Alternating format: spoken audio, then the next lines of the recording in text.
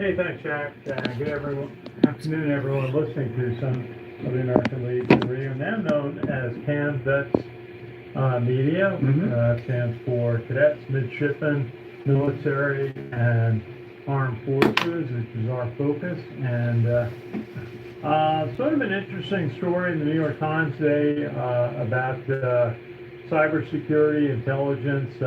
The U.S. firm wanted to buy an Israeli firm. It got turned down by the government, and a lot going on there. I was aware of the U.S. firm involved, and just sort of an indication about how important cybersecurity is and what's going on online as really an element of armed forces.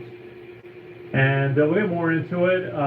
We're going to have our friend Saul Moblin call in today. In the second half of the show, Saul is the creator of the Brooklyn Wall of Remembrance, an amazing 9/11 tribute monument out in Coney Island, Brooklyn.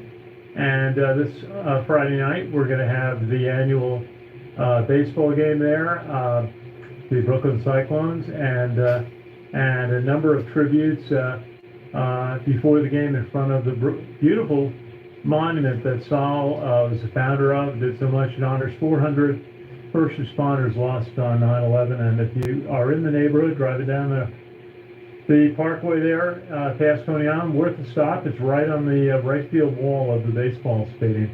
Jack, you got some stories for us. Yeah, we're going to start off with what's happening over in Ukraine. More than 40 towns, villages, in Donbass have come under attack last week. Ukraine's military reported Friday that the Russians pushed into the eastern Donetsk region. The G20 foreign ministers meeting in Bali heard from Ukraine's foreign minister, Dmytro Kuleba, that Russia is playing hunger games with the world by blocking ports and preventing the export of grain from the country, often described as a global breadbasket. Vladimir Zelensky, the Ukrainian president, thanked the U.S. following news that President Biden's administration will provide Ukraine with 4 more high-mobility artillery rocket systems and the new security systems package. We're going to get into that in a little bit. Russian President Vladimir Putin issued a warning Thursday to the West that Ukraine is saying the war could drag on until the last Ukrainian is left standing.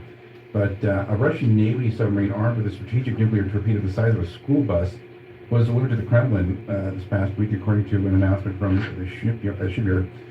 Project 09852 at Belgorod is based on a Russian Oscar-class guided cruise missile submarine that has been altered to accommodate 6 80-foot Poseidon nuclear torpedoes that could be armed with a warhead of up to 100 megatons. The submarine was delivered to the Russian Navy in a ceremony in the Northern Fleet's headquarters in Severodonetsk last week. Poseidon was first revealed in 2015 as a nuclear strategic weapon that would have a range of 1,000 miles and would destroy important economic installations of the enemy in coastal areas and cause guaranteed devastation damages to the country's territory by creating wide areas of radioactive contamination, rendering them unusable for military, economic, or other activity for a long time. And Jack, that's from the torpedo, this 84-foot torpedo, the Russians. 80-foot torpedo, that's about 3 times the size of a normal torpedo. And so what you're saying, you're reading is that it's nuclear tipped with a 100 megaton warhead? It could be tipped with that, yes. Well, what they're concerned about with these long-range torpedoes is that you could fire them from well out at sea to a harbor. Name the city of the world, and very hard to defend against. Very hard to know it's coming at an area. And we're going to find out more about this. So this was just delivered to the Kremlin this week. Mm-hmm. Wow. Yeah. That's a good find by you, Jack. Thank you. And 3 Russian ships that sailed through the Senkaku Islands last week were sighted transitioning to the Tsushima Strait in the Sea of Japan Tuesday last week, with 2 of the ships completing a voyage around Japan that began June 15th. Meanwhile, a Russian intelligence ship was sighted operating in the continuous zone off the Okinatori Island of the Philippine Sea on Wednesday. The 3 ships are a destroyer, a corvette, and a replenishment ship, all part of the Russian Navy Pacific Fleet.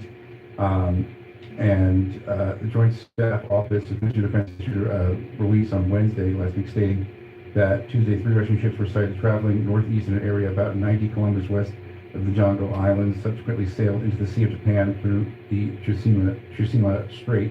And this goes along with the story I talked about, I think I might have mentioned this last week, about Chinese ships also seen sailing around Japan. So you have the Chinese Navy and Russian Navy active around Japan. This comes after that terrible story last week we heard about the assassination of the former Japanese Prime Minister Shinzo Abe. So scary situation happening over there. Now, according to what you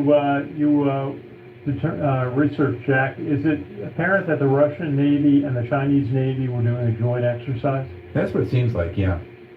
Because that is a combination that many would hope would not happen. The Russians and the Chinese have been adversaries, but this fight against in Ukraine has brought China and Russia somewhat closer together.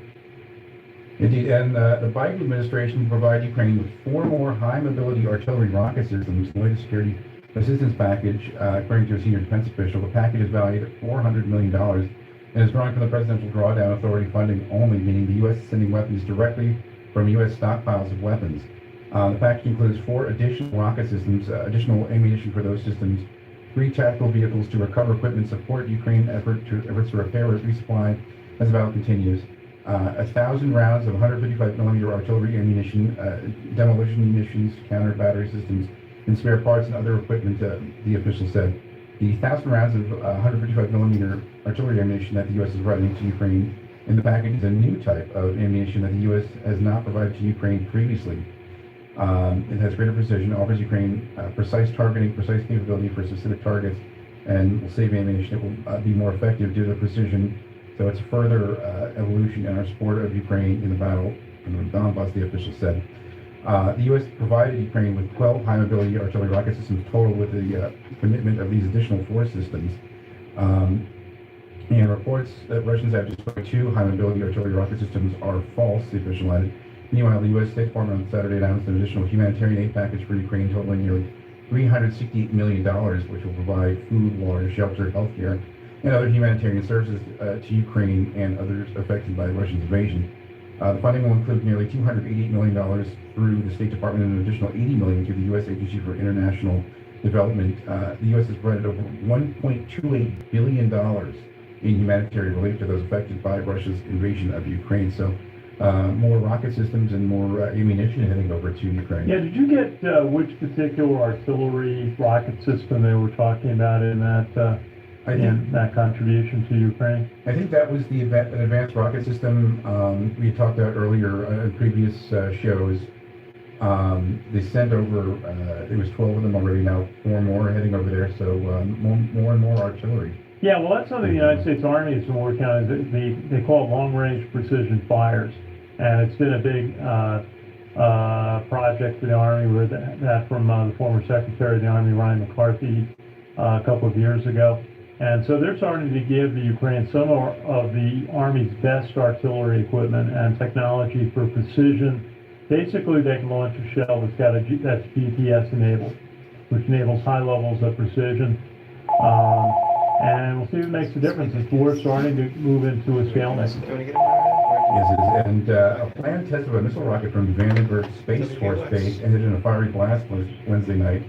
After the rocket exploded several seconds into the launch. According to news release, the Minotaur 2 and rocket exploded approximately 11 seconds after launching from the military base's test pad at 11:01 p.m. No injuries in the explosion, and the debris was contained to the immediate vicinity of the launch pad. But the failed launch also sparked a fire at the military base. But the Vandenberg Fire Department said on the scene that the fire was producing smoke, but no immediate danger to the rest of the base. They were able to put that out. An investigative review board has been established to determine the cause of the explosion. But the military base was testing U.S. Air Force's new missile rocket, which is expected to be used with the future LGM-35A Sentinel intercontinental ballistic missile. Okay, so that was a U.S. Air Force missile which blew up on the launch pad. Correct. I was wondering if it might have been a private missile, which is, the Elon Musk people and the others have had considerable success in launching. And in some cases have been launching military payloads. So it's interesting, the Air Force has got their own alternative, but it didn't work. It went back to the early days of NASA when the rockets used to explode on the launch pad. Mm-hmm. Back in the 1950s and 60s. So Okay, so let's figure out which missile that was, because that's an interesting capability for the Air Force. They were the originators of most of the rockets that the United States used by NASA for the early days of the Mercury Gemini space program. Indeed, and the Expeditionary Sea Base John L. Canley, named after the Medal of Honor recipient Marine Sergeant Major John Canley, was christened a little over a week ago. 784 foot ship. It is the 6th expeditionary mobile base built for military SEAL Command, and is the 4th expeditionary mobile base of the Apollo class ship. Canley, who died in May from cancer this year, received the Navy Cross in 1968 for his actions in Vietnam, where he and other Marines from Alpha Company warded off multiple attacks while relieving another Marine company, and it was upgraded to a Medal of Honor in 2018. So, brand new ship, the Expeditionary Sea Base John Canley, joining the fleet. You're listening to the Sons of the American Legion Radio Report on WVOX 84060 or around the world at WVOX.com. We'll be right back after this brief Fox News break, so stay tuned.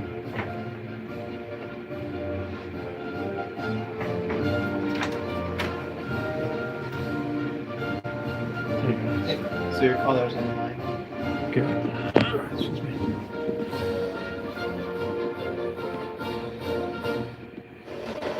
With world and national news, here is the latest update from Fox News Radio. On Fox News, I'm Rich Dennison. President Biden today marking the passage of a bipartisan gun reform package as real progress.